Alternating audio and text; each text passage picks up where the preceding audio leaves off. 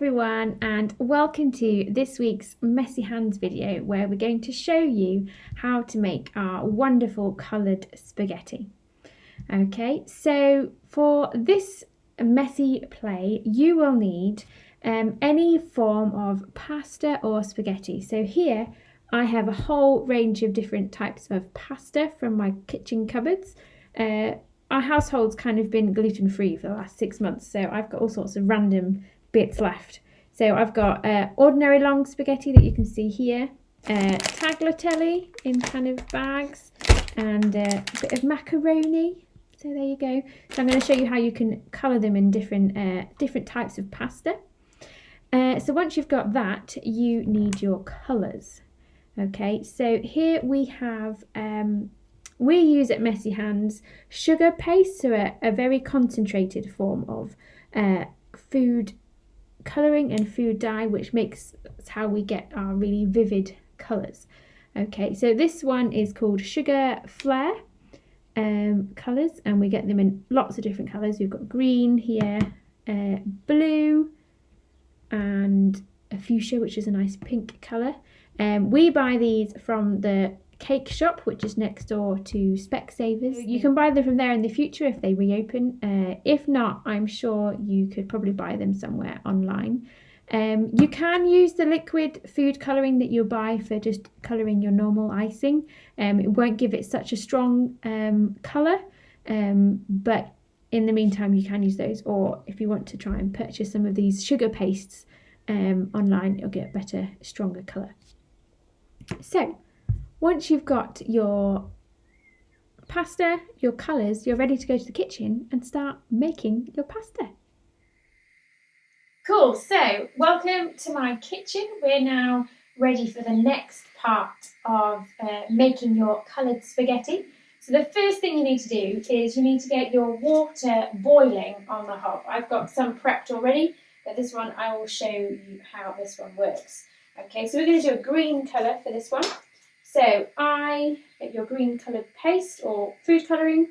For the sugar paste, we just tend to use kind of like an end of your teaspoon or spoon, because it's concentrated, so you don't need masses of it. And then get it dissolving. I've got dark coloured pans, so you can't see it, but you can kind of see the water's changed.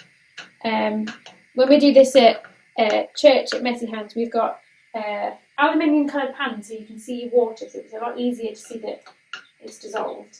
So before you stick your pasta in, you need to make sure that your food colouring is completely dissolved, otherwise you will get lumps of colour on your pasta and spaghetti. Also, the importance of getting your pasta in before, or putting your pasta in once it's dissolved, means that you won't get clumps of colour in your pasta. If you colour the water with your pasta in there, it won't work out and won't go so well. So once it's boiling and you've got your colour dissolved, you can now add in your spaghetti. So I'm going to go for a bit of tagliatelle. Now you can use as much pasta or as little as you like. And also, if you don't have any colouring, just do it plain. It doesn't have to be fancy colours. If you haven't got any and you can't find any, but you want something to do and you've got a bit of pasta in the cupboard, then just do it whatever colour you like, or no colours at all, and just do it plain.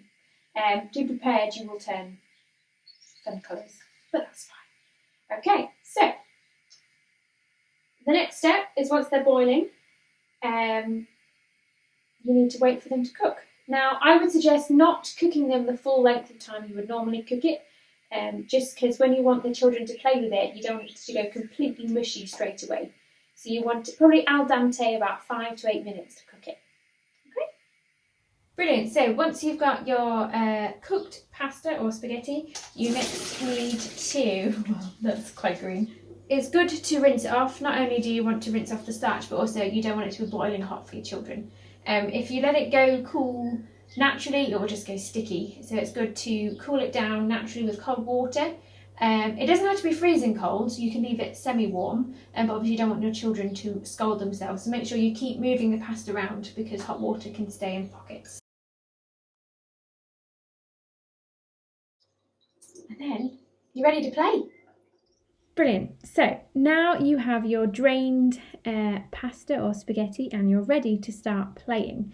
So I've got my blue spaghetti, which just looks kind of green actually, but that's fine. I've got my bright pink macaroni, which looks amazing. So I'm playing here on one of my kitchen trays, but if you've got one of the tough trays that's we use at Messy Hands, you're free to use one of those or just put it on your kitchen table. There's no harm in doing that because the colour won't run now that it's in the pasta.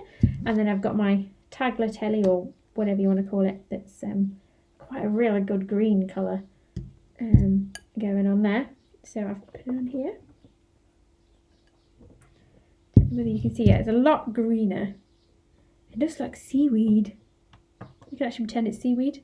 That's quite cool. And so like all of our other sensory messy plays, there is so much learning that you can do out of playing with spaghetti. You may not see it, but or think there is, but there is. So first of all, just texture, getting the children to what does it feel like, asking them questions. Is it slimy? Is it dry? Get them to look at the colours. Like the fact that I said this is like seaweed. Could they get them to think about what it reminds them of? If you had any sort of flavourings like essences of, sometimes at Messy Hands we make them smell as well. So you've got like some mint essence or anything like that, you could flavour the green ones minty. If you've got anything that's like a strawberry flavour, you could scent them with strawberry. Obviously, like the more you flavour it with sweet smelling things, the more likely they are to eat it. Obviously, being pasta, it's absolutely fine for them to eat. That is not a problem. Then you've got all the benefits of fine motor skills, getting them to pick it up with their fingers, getting them to squeeze it, strengthening their hand muscles. Messy Hands, we have lots of tongs. I haven't got the ones from Messy Hands with me, but I've got some metal ones. So getting them to pick up pasta, again strengthening fine motor movement. It can be quite tricky picking up bits of pasta. I'm making it very easy, but then I've mastered it. Trying to pick up macaroni could be a bit different. So you've got those skills there. With pasta or spaghetti, you can get them to practice cutting and snipping. I would suggest using child safety scissors. Again, ours are currently at Messy Hands at the church. These are my kitchen scissors. So use child safety ones. If you don't have them, make sure you're supervising your children with the scissors. One thing we also use at Messy Hands is the scissors from doctors or vets' children's play sets, because they're often blunt, but you can still cut things with them and scoop things up and pick things up with them with the spaghetti. Pasta tools going like this, pouring. You could get them to pour into different jars, do different mixing things, get them to create various things, pretend they're cooking. Could be quite fun. I have a pizza cutter here. Now, up to you if you want to use it or not, because they can be quite sharp, so I'll leave that up to your own discretion. But you can get them to slice bits. Again, it's practicing cutting and slicing. Yeah, you can cut with a knife, get them to practice chopping things up. I've got a really big pair of tongs that I use in the kitchen. Again, they could be quite fun. So lots of different ways, and they can just play with it. Get lots of pouring things out, get lots of mixing things. If you really don't like the sliminess of cooked pasta and spaghetti, you can do it with it dried, and it's just as much fun. Getting your jugs and your cups and your bowls, pouring and different things. You can do that as a dry, messy rather than a wet one if you don't like the texture yourself. Now, after a while, it will dry out and start to go sticky. At that point, you can either abandon it or you can add in some more warm, like a lukewarm water, which will keep it or hydrate it again, and you can play with it for a bit longer. Kids don't tend to notice it gets sticky, unlike we do. So I hope that has been helpful. Has given you an insight how to make coloured spaghetti. I'm just going to sit here and play with it for a while. We hope you have a good week. Helen says hi, and we'll look forward to seeing you next week. Thank you.